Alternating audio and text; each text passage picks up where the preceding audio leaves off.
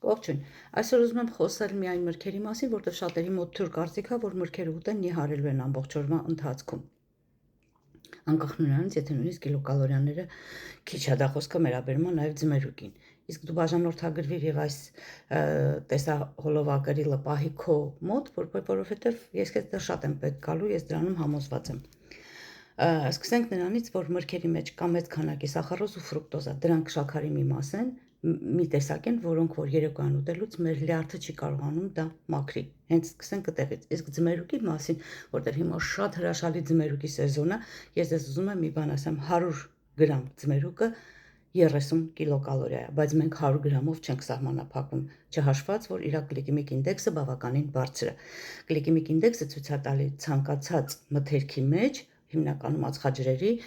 ինչքան շաքարի պարունակություն կա։ Իսկ շաքարի պարունակությունը 100-ից բարձր է։ Երբ որ մենք ուզում ենք նայել, Google-ում կարող գտնեք գլիկեմիկ ինդեքս, մինչև 50-ը որ ուտեք, դա լրիվ բավական է։ Իսկ ինչ վերաբերում է ձմերուկին, ես որ դեմ չեմ որ ուտեք միանշանակ կերեք, բայց առավոտյան ժամերին, ասենք ժամը 11-ին կամ մինչև ժամը 1-ը ընկա ժամանակա հատվածը։ Երեկոյան աշխատեք, եթե չեք կարողանում ձեզ զսպել, երեկոյան աշխատեք ուտել միայն մալինա, ելակ կամ մոշ։ Հիմա շատ լավ սեզոն է այդ ամեն ինչի։